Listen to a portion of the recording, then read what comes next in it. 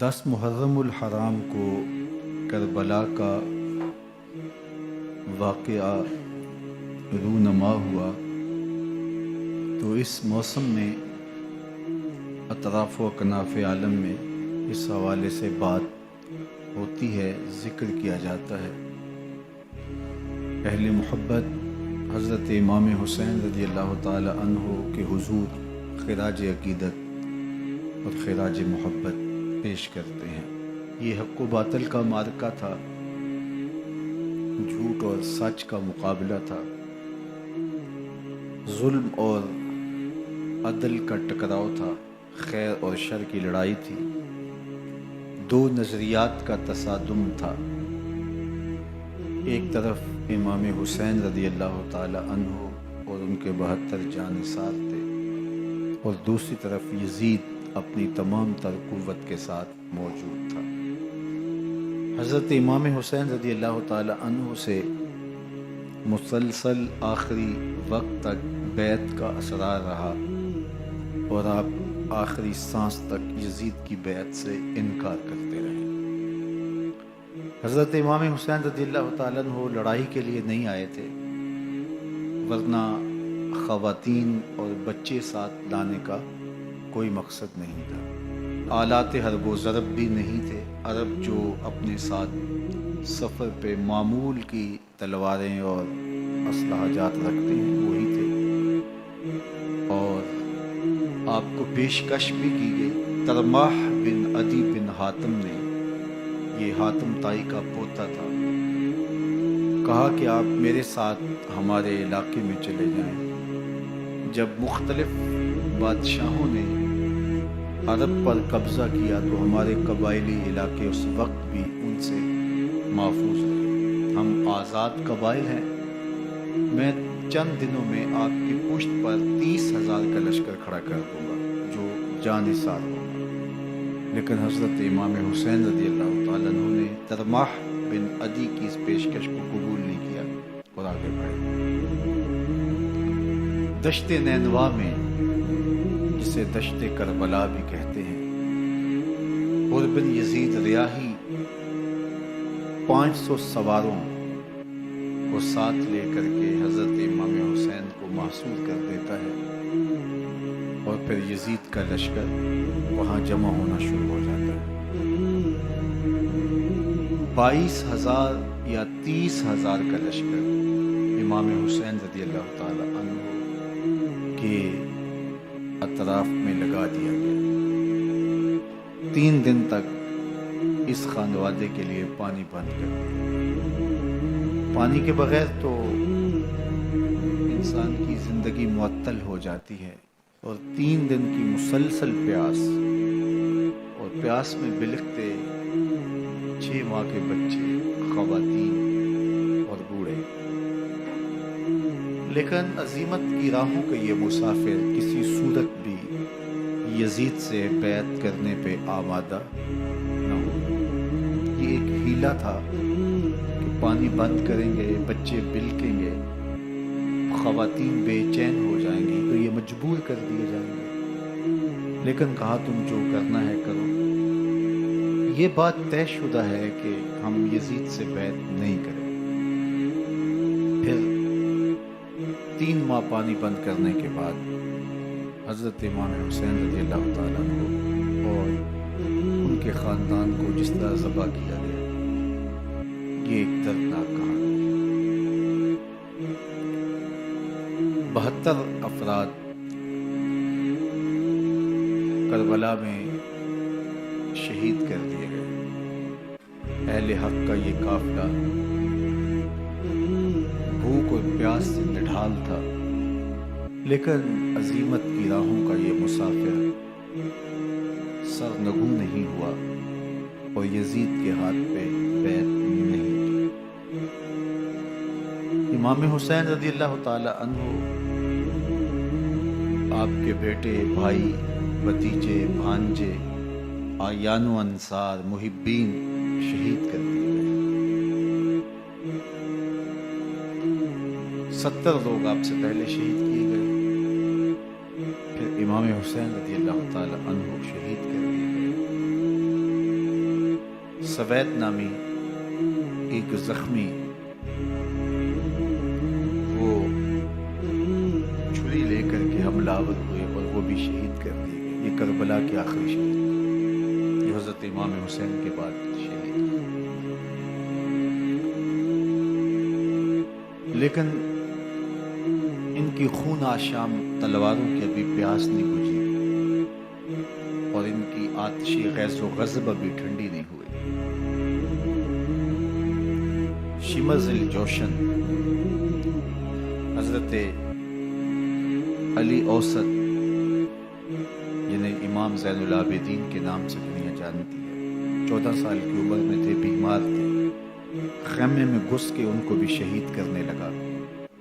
تو حمید بن مسلم نے کہا کہ کیا بچوں کو بھی شہید کیا جائے, تو وہ رک گیا. عمر بن سعد کے حکم نامے سے مقدس لاشوں پر گھوڑے دوڑائے گئے حتیٰ کہ ان کی ہڈیاں چور چور ہو گئی اور شہیدوں کے سر نیزوں پہ چڑھا دیے گئے. حسین ابن علی اور ان کے آیان و انصار کاٹ دیے گئے. فتح کے نقارے بجے, جشن منائے گئے اور یہ قافلہ کربلا سے کوفے کی جانب روانہ ہوا. شہیدوں کے سر نیزوں پہ آگے آگے چل رہے ہیں اور اونٹوں کے اوپر حضور کی بیٹیاں, حضور کی شہزادیاں اور حضرت امام زین العابدین کو باندھا گیا ہے اور یہ تقدس مآب قافلہ کوفے پہنچتا ہے. ابن زیاد بہت خوش تھا کہ جیسے اس نے کوئی بہت بڑا کام کر دیا. نواسہ رسول کا سر ایک تشت میں رکھا, اس کے سامنے تھا اور وہ چھڑی سے آپ کے ہونٹوں اور آپ کے دانتوں پر ضرب لگا تھا. حضرت زید بن ارقم رضی اللہ تعالی عنہ صحابی رسول اس مجلس میں موجود تھے. وہ کھڑے ہو گئے, غصے سے ان کا بدن کانپ رہا تھا اور آپ نے کہا, ظالم, چھڑی کو یہاں سے ہٹا لے. میں نے خود ان آنکھوں سے رسول اللہ کو یہ ہونٹ چومتے ہوئے دیکھا ہے. ابن زیاد غصے میں بپھرا ہوا بولا, اگر تو بوڑھا نہ ہوتا تو میں تیری گردن اڑا دیتا. حضرت زید بن ارقم روتے ہوئے دربار سے باہر نکلے اور ساتھ اہل کوفہ کو مخاطب کر کے کہا کہ اہل کوفہ, تم نے حسین ابن علی کو شہید کر دیا اور ابن مرجانہ کے غلام بن گئے.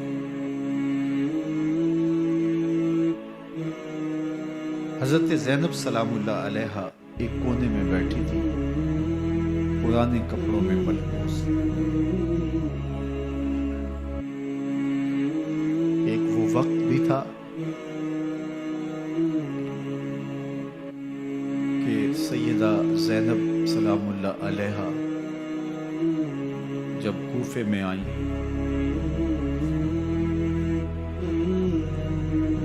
سیدنا علی المرتضیٰ کے زمانے میں ان کے دور خلافت میں دارالخلافہ کوفہ متعین ہوا. تو یہ مدینے سے کوفے آئیں تو اس وقت کوفے کی معزز خواتین نے ان کا استقبال کیا. خلیفۃ المسلمین کی شہزادی, رسول اللہ کی بیٹی سیدہ فاطمہ الزہرا کا عکس حضرت زینب سلام اللہ علیہ کوفے میں داخل ہوئی. تکریم, عزت اور وقار کے ساتھ آپ کا استقبال کیا گیا اور آپ خواتین کو درس قرآن دیتی, حضور کی شریعت سکھاتی اور آج وہی کوفہ ہے، وہی دیوار و در ہے، اور وہی زینب ہے، اور آج زینب کے ساتھ حسین ابن علی کا کٹا ہوا سر ہے۔ پرانے کپڑوں میں ملبوس حضرت زینب سلام اللہ علیہ آج اسی کوفے میں داخل ہوئی۔ دارالامارت کے ایک کونے میں تشریف فرما ہے کہ ابن زیاد پوچھتا ہے یہ خاتون کون ہے؟ حضرت زینب خاموش رہی۔ اس نے دوسری مرتبہ پوچھا، آپ پھر خاموش رہے۔ تیسری مرتبہ پوچھا، آپ پھر خاموش رہے۔ پھر ایک لونڈی نے بتایا یہ زینب بنت علی ہے۔ اس کے سامنے حضرت امام حسین کا کٹا ہوا سر پڑا تھا، اور وہ حضرت زینب سے مخاطب ہو کے کہنے لگا کہ اللہ نے تمہیں شکست دی اور یزید بن معاویہ کو فتح عطا کی۔ تو حضرت زینب سلام اللہ علیہ پھر دربار ابن زیاد میں ایک خوبصورت خطبہ عطا کیا۔ زینب بول رہی تھی، لگ رہا تھا مولائے کائنات بول رہے ہیں۔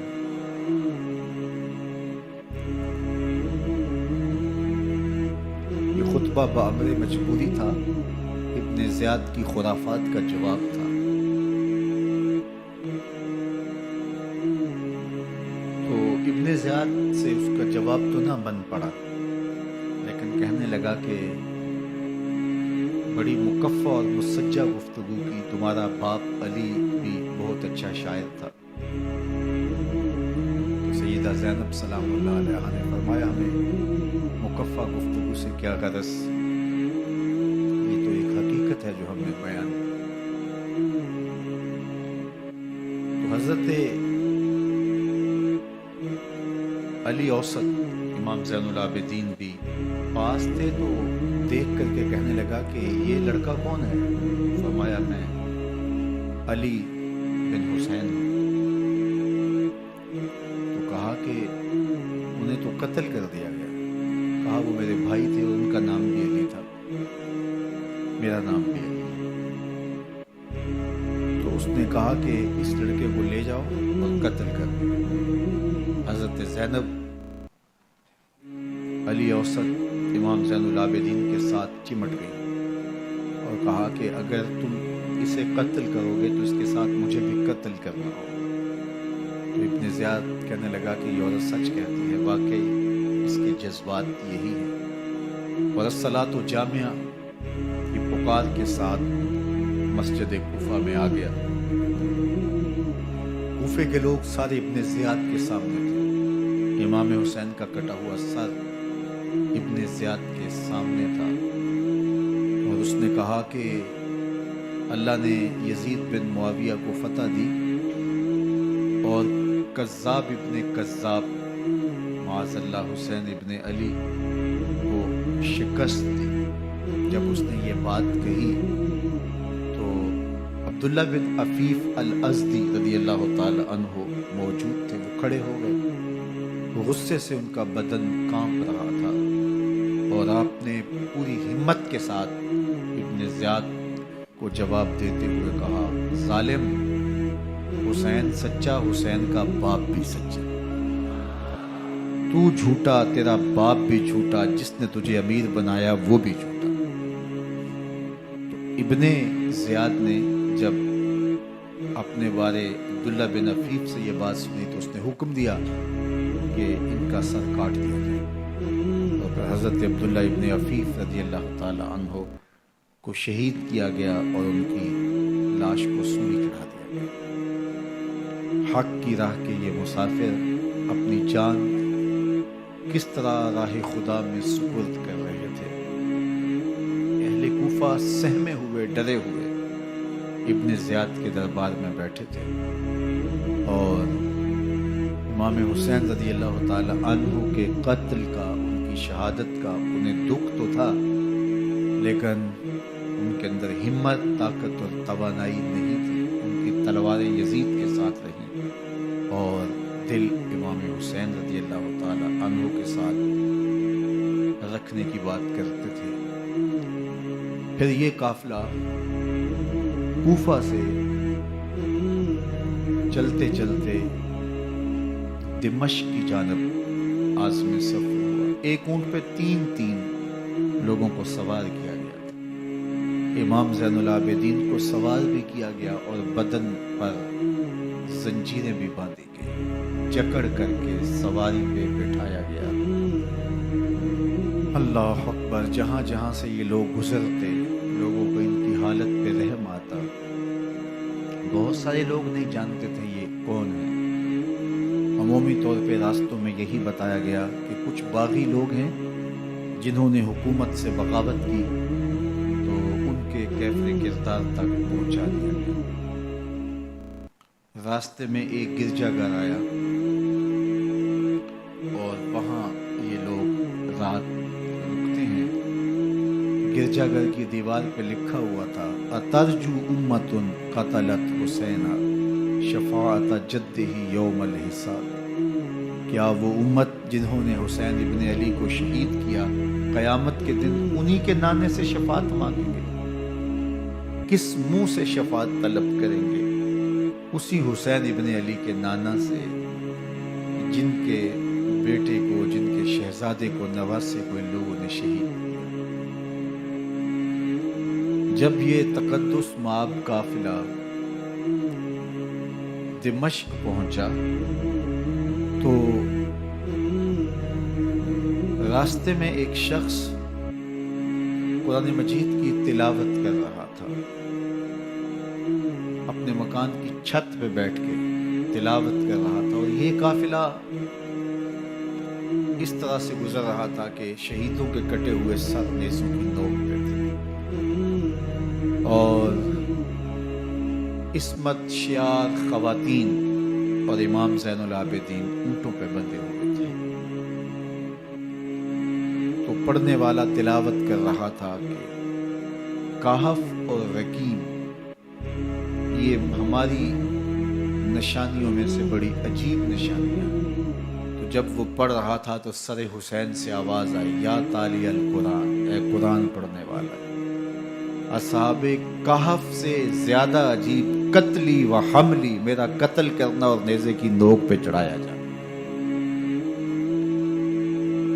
یہ قافلہ یزید کے دربار میں پہنچتا ہے۔ یزید بہت خوش ہوا اور اس نے حضرت امام زین العابدین رضی اللہ تعالیٰ عنہ سے کہا کہ تمہارے باپ نے میری حکومت کے خلاف بغاوت کی اور وہ اپنے انجام کو پہنچے۔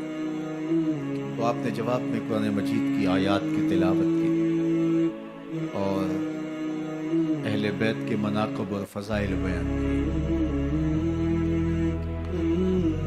سیدہ زینب سلام اللہ علیہ کا ایک خطبہ اہل بیت کی عظمت، مناقب اور فضائل میں یزید کے دربار میں اپنی انوکھی اور البیلی شان رکھتا ہے۔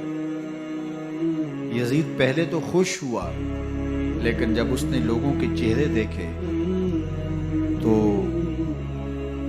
وہ پریشان ہو گیا، حتیٰ کہ یزید کے دربار میں ایک عیسائی سفیر آیا ہوا تھا، تو اس نے جب کٹے ہوئے سر دیکھے اور خستہ حال سادات کی شہزادیوں کو دیکھا تو اس نے کہا یہ کون لوگ ہیں؟ تو اسے بتایا گیا تو اس نے بڑے تعصف کا اظہار کیا، کہا کتنے بد نصیب لوگ ہو، ہمارے پاس حضرت عیسیٰ علیہ السلام کے گدھے کا کھر موجود ہے اور ہم اسے بھی عزت کی جگہ پہ رکھے ہوئے ہیں، اور تم کتنے بدبخت ہو اپنے رسول کے نواسے کو شہید کرو۔ بے مروت بے وفا تیرا بھی کیا افسانہ ہے، جس نے اپنی ہی شمع کو گل کیا تو وہ پروانہ ہے۔ تو یزید نے جب لوگوں کے تیور دیکھے اور بدلتے ہوئے حالات دیکھے تو اس نے تعصف کا اظہار کیا اور کہا اللہ برا کرے ابن زیاد کا، وہ امام حسین کو میرے تک پہنچنے دیتا تو میں ان سے اچھا معاملہ کر لیتا۔ کچھ لوگ اس سے یزید کو بری الذمہ قرار دینے کی کوشش کرتے ہیں، لیکن यजीद के अपने हुक्म से सब कुछ हुआ। इब्न असीर ने लिखा है कि जब यजीद मरा तो इब्न ज़ियाद दिमश्क आ रहा था, उसके साथ मुसाफिर बिन शुरैह भी था। तो अचानक वो कुछ सोचने लगा। तो मुसाफिर बिन शुरैह ने कहा कि इब्न ज़ियाद, मैं तुम्हें बताऊं तुम क्या सोच रहे हो? कहा बताओ। कहा तुम ये सोच रहे हो कि मैंने नवासे रसूल को शहीद क्यों किया? तो कहने लगा कि ये मुझे यजीद का हुक्म था, और अगर मैं नवासा रसूल को शहीद न करता तो वो मुझे कत्ल कर देता। और जब मुस्लिम बिन उक़बा को मदीनातुल मुनव्वरा की हुर्मत को पामाल करने के लिए और हज़रत अब्दुल्ला इब्न ज़ुबैर रज़ियल्लाहु ताला अन्हु की खिलाफत के ऐलान के बाद मक्कातुल मुकर्रमा पर हमले के लिए जो यजीद ने भेजा, तो उससे कबल उसने इब्न ज़ियाद को कहा कि ये काम तुम करो। तो इब्न ज़ियाद ने जो जवाब दिया वो ये था कि मैं तुम्हारे कहने पे पहले ही नवासा रसूल को शहीद कर चुका हूँ। अब नवासा रसूल को शहीद करना और काबतुल्लाह की हुर्मत को पामाल करना, ये दो चीज़ें मैं जमा नहीं करूँगा। और उसने बादशाह के हुक्म का इनकार कर दिया। तो यजीद ने इमाम हुसैन रज़ियल्लाहु ताला अन्हु की शहादत का हुक्म दिया था इब्न ज़ियाद को, और ये दो गवाहियाँ मैंने इब्न ज़ियाद से आपके सामने रखी। बाकी उसका ये सियासी पैंतरा कि वो तासुफ का इजहार करे, तो कातिल की पशेमानी मकतूल की अहमियत तो बढ़ा सकती है, लेकिन कातिल के दामन से कत्ल का दाग नहीं धो सकती। तो हज़रत इमाम हुसैन रज़ियल्लाहु ताला अन्हु का कत्ल यजीद को अब नज़र आ रहा था, मुझे बहुत महंगा पड़ेगा। आखिरत तो बर्बाद हुई हुई, दुनिया भी मैंने बर्बाद कर ली और मेरी हुकूमत भी मुस्तहकम नहीं रह सकेगी। तो अब उसने ये कहना शुरू कर दिया कि खुदा बुरा करे इब्न मुरजाना का कि वो रास्ता दे देता और इमाम हुसैन को मेरे तक पहुँच देता। हज़रत इमाम ज़ैनुल आबिदीन से अब वो लजाजत करने लगा और कहने लगा कि हज़रत आप कुछ इरशाद फरमाइए। तो आपने तीन चीज़ें इरशाद की। आपने फरमाया एक तो हमें खैरियत से मदीने भेज दो, और दूसरी बात कि कातिलाने हुसैन को उनके कैफरे किरदार तक पहुँचाओ, और तीसरी बात मुझे दिमश्क की जामिया मस्जिद में खुतबा जुमा की इजाज़त दो। उसने कहा कि खुतबा जुमा की इजाज़त भी देता हूँ, आपको खैरियत से मदीनातुल मुनव्वरा भी रवाना कर दिया जाएगा, लेकिन कातिलाने हुसैन को कैफरे किरदार तक पहुँचाना ये मेरे पास में नहीं है, ये मुमकिन नहीं है। अब मुझे बताइए, हाकिम वक्त हो और इतना बड़ा सानिहा और वाक़या हो गया हो, तो वो वहीं खड़े खड़े माजरत कर ले कि ये इस बात को रहने दो, तो इसका मतलब समझने में किसी भी बाशऊर शख्स को देर नहीं लगती। उसे चाहिए था कि वो कहता कि मैं इसकी तहकीक करवा के जो भी मुजरिम है वो कैफरे किरदार तक पहुंचेगा, और आप ना भी कहते तो ये मैं करता क्योंकि मैं हाकिम वक्त हूँ। लेकिन उसने फौरन कहा कि ये मुमकिन नहीं है। तो इसका मतलब क्या कि मुजरिम मैं खुद हूँ, तो मैं इससे जो है वो बचना चाहता हूँ। तो उसने हज़रत इमाम ज़ैनुल आबिदीन को कहा दो शर्तें तो कबूल हैं, लेकिन ये तीसरी शर्त कबूल नहीं है और ये मुमकिन नहीं है।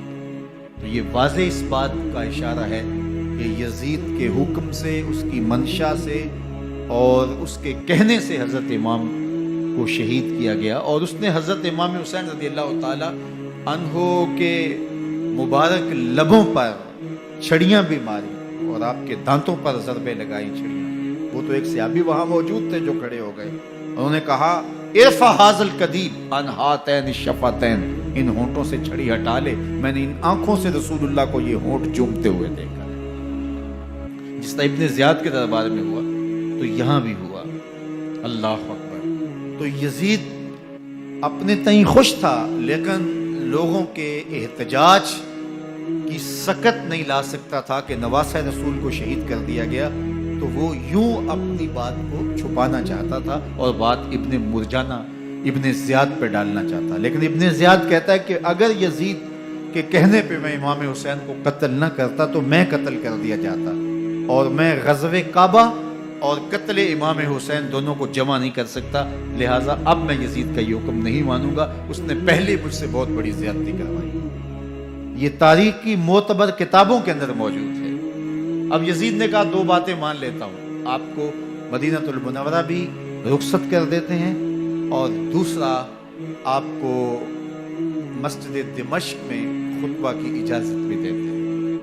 اللہ اکبر، یہ وقتی تصرف تھا اس کا، ورنہ یہ کون ہے اجازت دینے والا؟ ممبر تو حسین ابن علی کے نانے کا ہے۔ خیر، مسجد دمشق میں گئے، لوگوں کا ہجوم تھا، حضرت امام زین العابدین ممبر پہ جلوہ فراز ہوئے، خطابت تو ان کے گھر کی لونڈی ہے، تو جب آپ نے کھڑے ہو کر کے خطبہ دیا اور فضائل و مناقب اہل بیت بیان کیے، لوگوں کے سینوں کے اندر آتش محبت اہل بیت کی جوش مارنے لگی۔ یزید ڈر گیا کہ اگر کچھ دیر خطبہ جاری رہا تو کہیں ایسا نہ ہو کہ لوگ میرے خلاف اٹھ کھڑے ہوں، تو اس نے مؤذن کو اشارہ کیا اور وہ اذان دینے لگا، تو اس نے کہا اللہ اکبر اللہ اکبر، تو حضرت امام زین العابدین نے کہا اس میں کوئی شک نہیں کہ اللہ سب سے بڑا ہے، پھر کہا اشہد اللہ الہ الا اللہ، تو امام زین العابدین نے فرمایا کہ ہم نے اس بات کی اپنے خون سے گواہی دی ہے کہ اللہ کے علاوہ کوئی معبود نہیں۔ پھر اس نے کہا اشہد ان محمد رسول اللہ، تو حضرت امام زین العابدین نے یزید کی آنکھوں میں آنکھیں ڈال کے کہا یزید دیکھ، اذان میں تیرے نانے کا نام ہے یا میرے نانے کا نام ہے؟ تو حسین ابن علی رضی اللہ تعالیٰ عنہ کا نام کبھی بھی مٹنے والا نہ، زیاد کا وہ ستم رہا نہ یزید کی رہی وہ جفا، رہا تو نام حسین جسے زندہ رکھتی ہے کر۔ یزید نے امام حسین رضی اللہ تعالیٰ عنہ کو راستے سے ہٹا دیا، اس کا خیال تھا کہ یہ باغی ہیں اور میں ان کو کچل دوں۔ حضرت امام حسین شہید کر دیے گئے، ان کا خاندان شہید کر دیا گیا۔ صرف 14 سال کے امام زین العابدین رضی اللہ تعالی عنہ اس حادثے میں، اس واقعہ میں جو ہے وہ بچے، اور سب سے زیادہ دکھ اپنی آنکھوں سے انہوں نے دیکھے، کربلا کا منظر بھی دیکھا، کوفے کا دارالعمارہ بھی دیکھا، اور دمشق کا دربار یزید بھی دیکھا، اور پھر یہاں سے مدینے پہنچ کر اہل مدینہ سے جو سامنا ہوا امام زین العابدین نے وہ لمحے بھی دیکھے۔ کہتے ہیں اس واقعہ کربلا کے بعد حضرت امام زین العابدین کبھی ہنسے نہیں تھے، جب بھی پانی پینے لگتے تو رو پڑتے، انہیں شاید سکینہ کی پیاس یاد آ جاتی تھی۔ امام زین العابدین کا رنگ زرد ہو جاتا جب کربلا کی یاد آتی، اور بسا اوقات شہر سے وحشت ہونے لگتی اور دور باہر نکل جاتے اور جا کر کے وہاں خیمہ گاڑ لیتے اور مہینہ مہینہ وہاں ذکر و فکر اور عبادت میں لگے رہتے۔ امام زین العابدین کے ہاتھوں میں ہتھ کڑیاں، پاؤں میں زنجیریں، اور اونٹ پہ باندھ کر کے جب حضرت امام زین العابدین کو شہیدوں کی لاشوں کے قریب سے گزارا گیا تو غشی پہ غشی طاری ہو رہی تھی امام زین العابدین پہ، اور وہ گھڑیاں بھی امام زین العابدین پر کتنی دردناک تھیں کہ جب شہزادیاں اونٹوں کے ساتھ باندھی گئی تھی اور امام زین العابدین اپنے بابا کا سر اپنے سامنے چلتا ہوا دیکھتے تھے، اور یہ دردناک لمحے کہ جب رات کی گھڑی آئی تو زینب سلام اللہ علیہ نے دیکھا کہ زین العابدین کے آنسو نہیں تھمتے اور ان کو غشی پہ غشی آتی ہے، تو وہ آگے بڑھ کے ان کو اپنی آغوش میں سمیٹتی ہیں اور کہا زین العابدین کیا ہوا؟ کہا کہ پپو جان اگر ہو سکے تو بابا کا سر کچھ دیر کے لیے میری گود میں نہیں آ سکتا ہے۔ وہ وقت بھی امام زین العابدین پہ آتا جب زخم اور درد اور دکھ حد سے تجاوز کرتے ہیں تو زین العابدین مدینہ کی طرف منہ کر لیتے ہیں اور حضور کی بارگاہ میں ہوا کے ہاتھوں پیغام بھیجتے ہیں، ان نلت یا ریح الصبا یوما الی ارض الحرم بلغ سلامی روزتن فیہا النبی المحترم یا رحمت للعالمین ادرک لزین العابدین محبوس عید الظالمین فی الموکب والمزدحم۔ امام زین العابدین نے یہ سارا دردناک منظر اپنی آنکھوں سے دیکھا اور یہ سارے دکھ سہے۔ امام زہری کہتے ہیں کہ ولید کے زمانے میں دوبارہ امام زین العابدین کو پکڑ لیا گیا اور ان کے ہاتھوں میں دوبارہ ہتھ کڑیاں اور پاؤں میں بیڑیاں ڈال دی گئی۔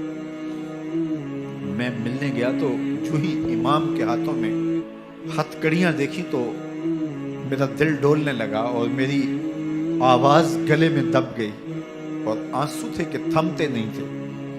تو امام زین العابدین نے مجھے دیکھا تو مجھے تسلی دیتے ہوئے کہا زہری کیا ہوا تمہیں؟ تو میں نے کہا حضرت کربلا میں تھوڑے دکھ دیکھے تھے اور اب یہ حالت مجھ سے دیکھی نہیں جا رہی۔ تو امام زین العابدین نے ان زنجیروں کو اور ان ہتھ کڑیوں کو جن سے آپ جکڑے گئے تھے جھٹکا دیا، لوہے کی زنجیریں ٹوٹ گئیں۔ کہا زہری ہم اللہ کی تقدیر پہ راضی ہے ورنہ یہ زنجیریں کیا ہوتی۔ امام زین العابدین کو اللہ نے عزتوں سے نوازا تھا، ہر دور کے حاکم وقت ڈرتے تھے اور ان کی عزت سے حسد کرتے تھے۔ ولید بن عبد الملک بنو امیہ کا بڑا تگڑا حکمران گزرا ہے۔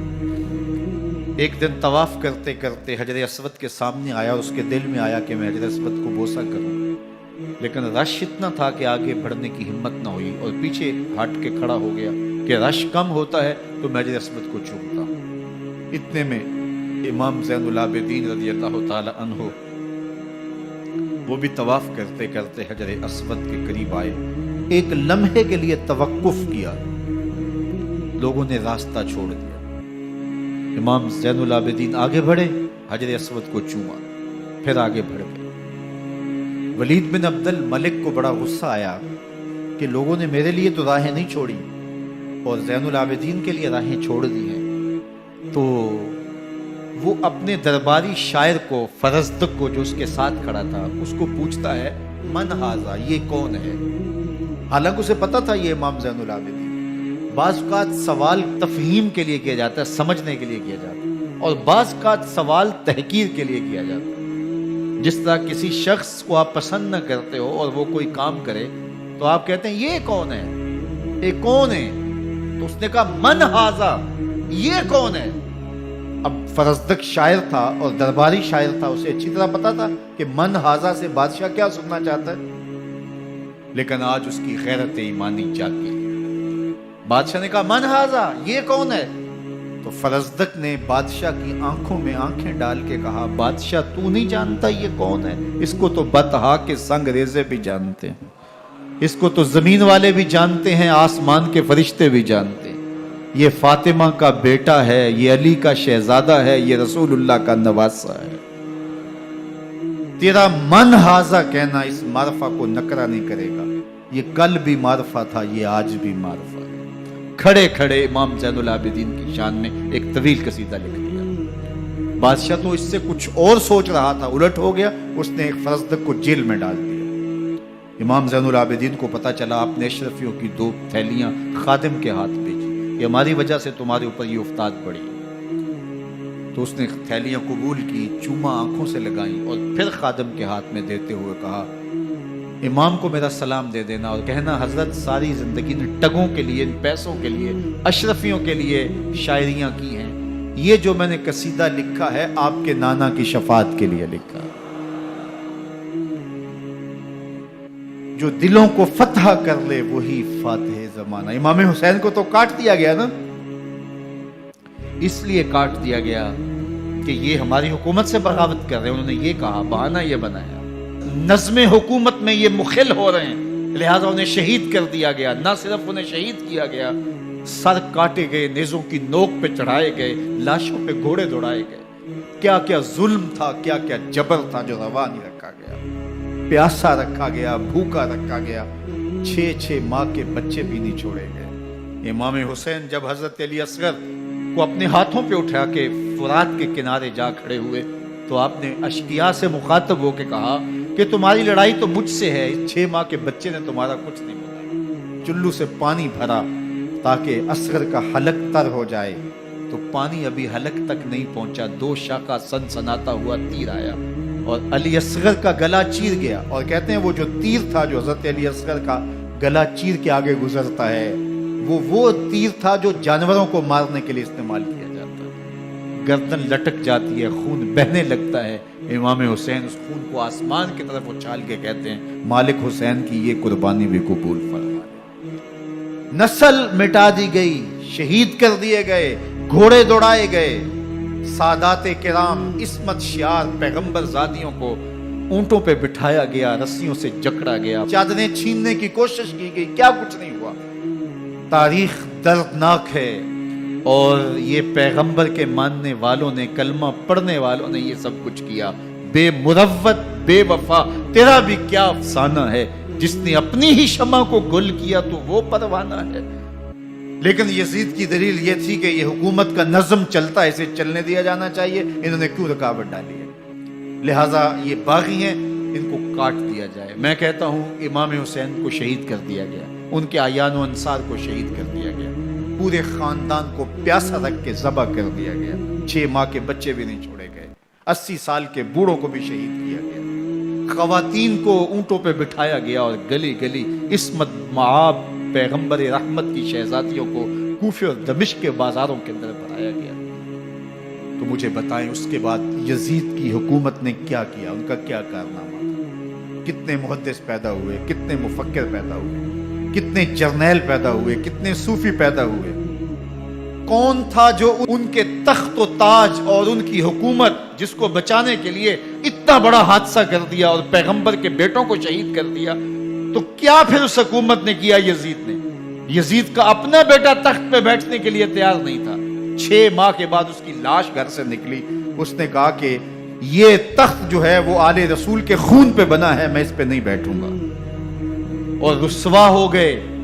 اور یزید جس کو زوم تھا کہ میں اتنی بڑی سلطنت کا مالک ہوں، اس کو بچانا ہے، اس سلطنت نے اسلام کے لیے کیا کیا؟ مجھے بتاؤ، کون سے جرنیل پیدا کیے، کون سے حکمران پیدا کیے، اس نے کون سے توانا لوگ پیدا کیے، کون سے محدث، کون سے مفکر، کون سے مسلح پیدا کیے؟ اور جس خاندان کو کاٹ دیا گیا، صرف ایک 14 سال کا علی اوسط زین العابدین بچا۔ اور ذرا حسین ابن علی کی نسل دیکھو، جعفر صادق کس نسل سے ہیں، باقر العلوم کس نسل سے ہیں، حضرت غوث اعظم کس کے شہزادے ہیں، حضرت داتا گنج بخش علی حجویری کس کے بیٹے ہیں، اور حضرت معین الدین چشتی اجمیری کس کے بیٹے ہیں؟ آج زمانے کو جو بھی دیا ہے حسین کے بیٹوں نے دیا۔ یزید تخت بچا کر بھی امت کو کچھ نہ دے سکا، اور امام حسین نے سب کچھ لٹا کے امت کو ایمان کی بہاریں عطا کر۔ آج جہاں بھی منبر و محراب کی رونق نظر آ رہی ہے، اس کے پیچھے حسین کا کوئی بیٹا کھڑا ہوا نظر۔ اللہ اکبر! اس دین کے خاکے میں رنگ ہی حسین ابن علی کے خون نے بھرا ہے۔ حسین اگر نہ شہید ہوتا تو آج گھر گھر یزید ہوتا، اسلام کی عظمت عیاں نہ ہوتی، خدا کے گھر میں اذان نہ ہوتی، بار الہ نوحہ سناتا پھرتا، تا روز جزا اشک بہاتا پھرتا، امداد نہ کرتے اگر کربلا میں حسین، اسلام تیرا ٹھوکریں کھاتا۔